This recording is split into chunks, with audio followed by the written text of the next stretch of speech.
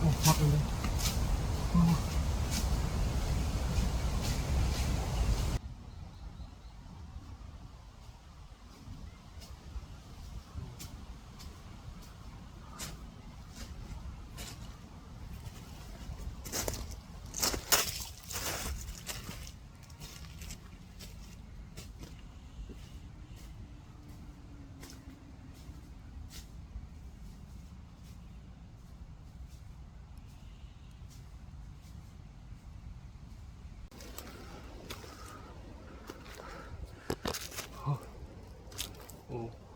được cái đấy cắt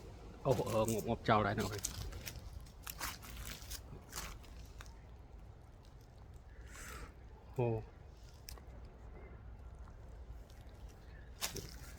Một tôi cắt trào nhưng toàn hộp lấy cái nào nhé, chắc là lại một lấy cắt rồi.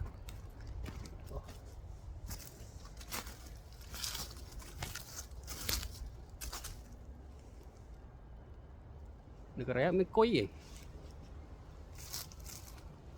trên chỗ nó cho thấy miền Bắc này khỉ pha này đi hộp lấy tôm cái này khỉ pha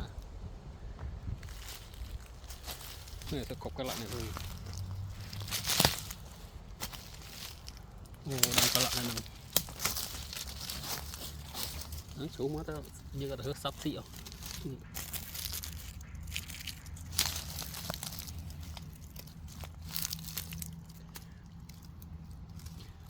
lại cái lại chờ nó luôn. Wow.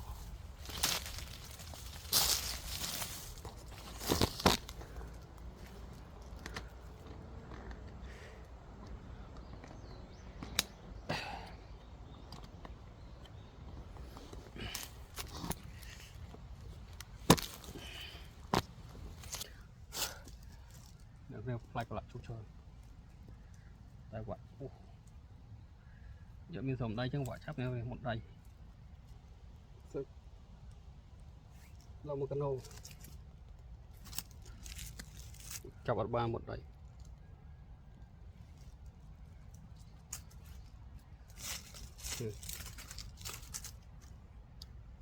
xong tên lại cái lại lấy đấy mũi cái đấy hay khăm ở đảo về này rồi khinh lấy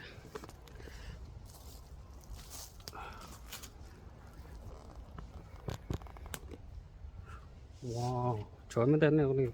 không kinh đây không biết cái nào hơn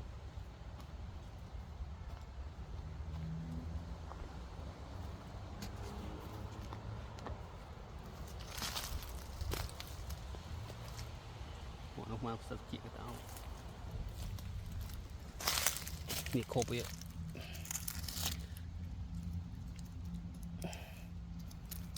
คอยบ่ได้จ่ายนี่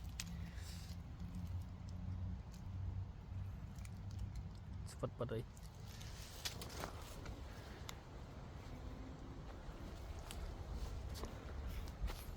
ใส่เกลือปุกไปđó nhung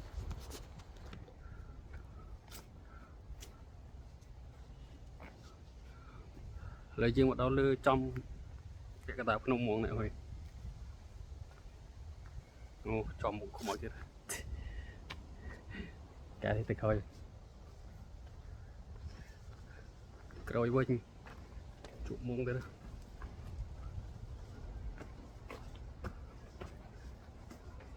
rồi play cười mình kia hát brand đấy mình không play cái sao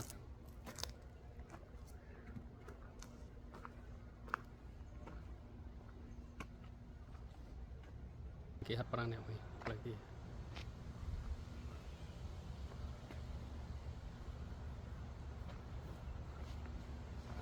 nó lừa nó có miếng cứ dừng rau play khơi này đi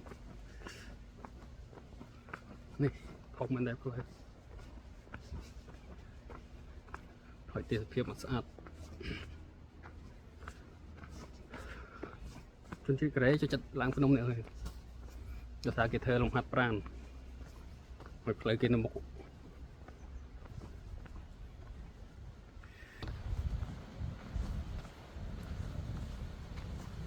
เลยสะอาดเหมือนเดิมmấy đứa xa ta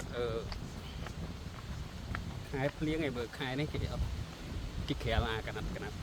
đứt bài chạy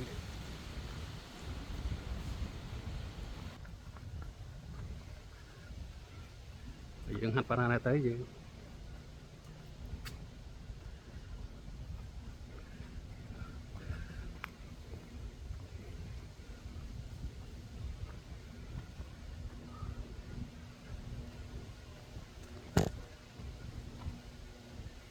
ô cho rồi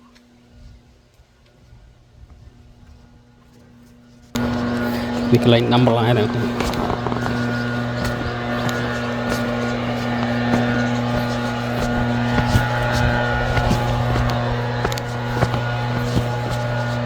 cả apa lại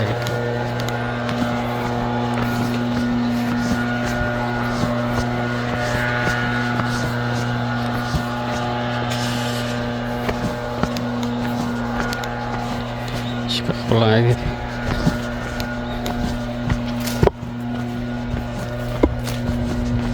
bốc mù cắt sembang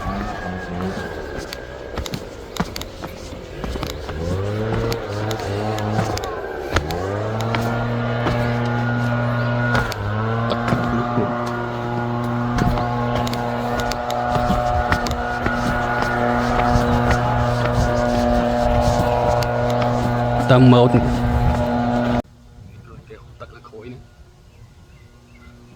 hồi này lúc nông thoát nghiêng cái lại hạt pran đây này thì nương một nhom nghiêng cái lại hạt pran đấy vậy luôn tới xuân mồm mồm xong không ăn được này gì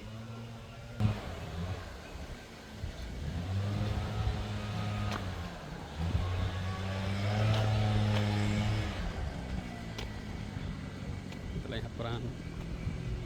lực nông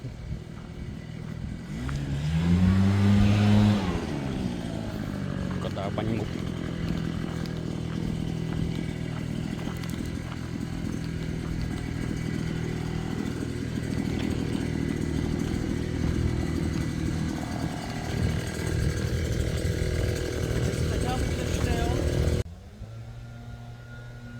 วันนี้ชีพตกตักคือเลือกนมเนี่ยเลยcòn là lúc không tốc tập thì sớm sớm chuyện bên đây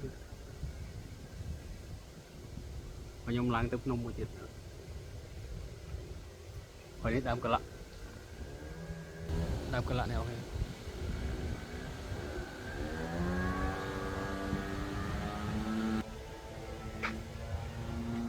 nếu tốc tập người lúc nông người sàn bên đây nông sắt mình té nữa nóng quá này lợi dân đào ăn từ một chỗ đấy mình cần đào lông đây nè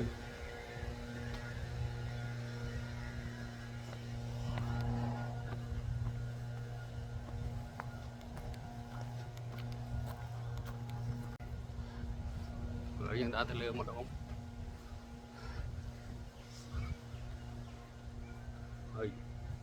để lại nâng đông như vậy cái bay nào đi cà phê chân thì đã lại hạt ran môi từ lửa nắng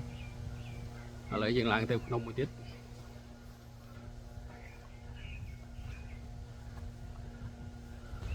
lời gì thì mới có đà ngon nóng không còn bánh cho là nắng này rồi từ xa cha còn đa đâu bị chiều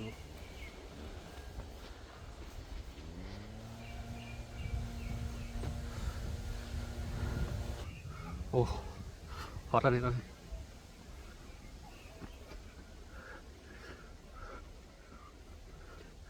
ok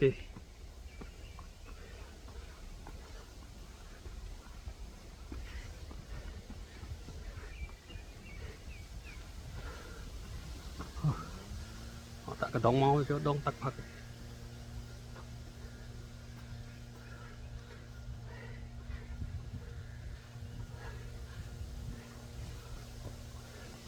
mày lại định buông là khốt chọc chân nè cô nè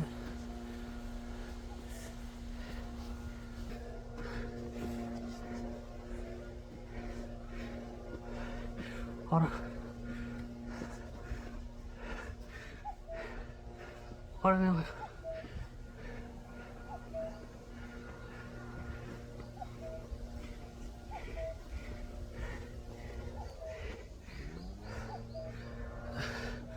là không ở đây hết lang ta rồi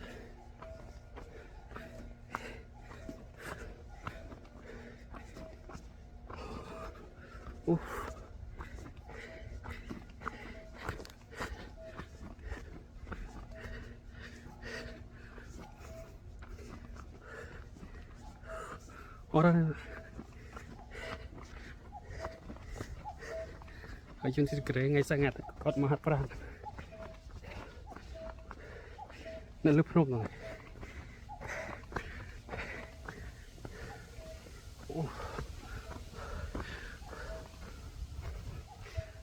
giải châu thưa cao ấy xin mẹ anh du đây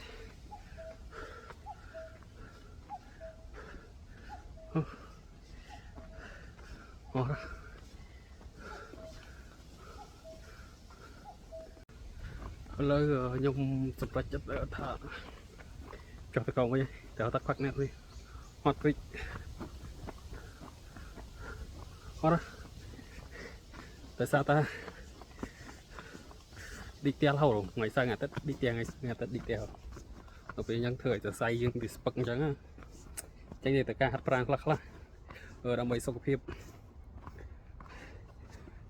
តែភ្នំនេះធំវា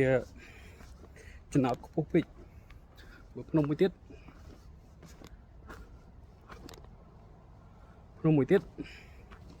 ចំណោទអ៊ីងទៀបទេនេះអាភ្នំវិញផ្លូវហ្នឹងតែនេះខ្ពស់អ្នកមើលខាងក្រោមផ្លូវចុះអូដកគោ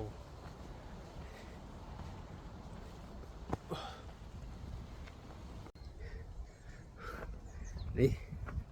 អស់ងប់អីនៅខ្មែរតាយកតាណានេះ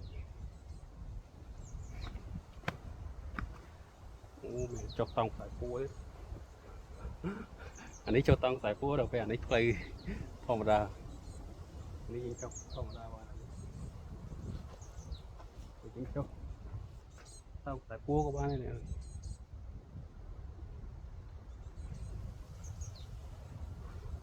đây cho plan này plan này sẽ cho nè plan đi về cái lệ vậy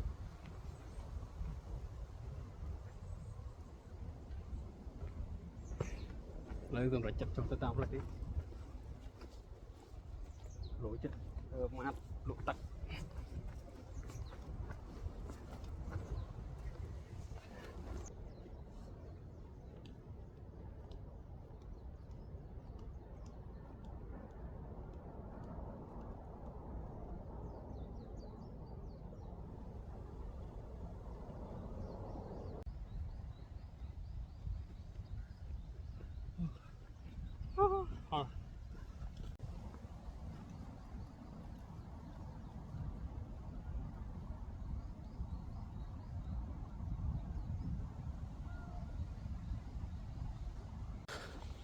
lợi dương chết trong đó không nữa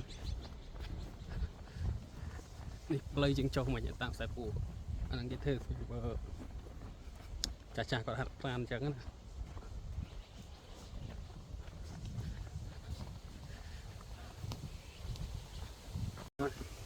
trong đó chắc kẹp nung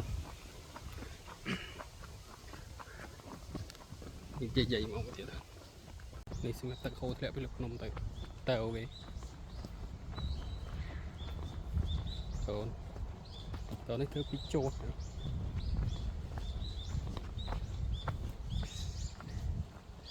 chùa đi nhiều sang ở sấy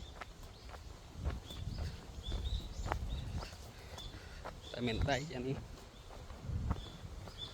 đôi cắt tả ô chọc chứ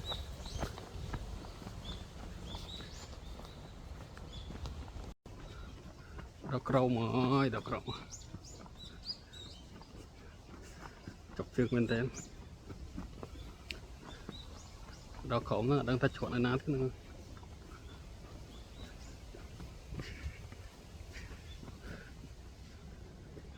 tự nhiên mà đọc lấy chọc này đi lấy chọc vào chứ lấy buông chọc buông lăng đang là nát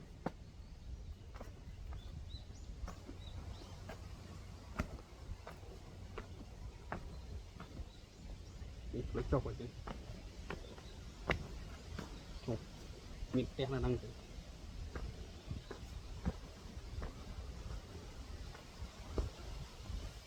miệng té cái này cái chất cả chỉ ta ấy ta dương lại trong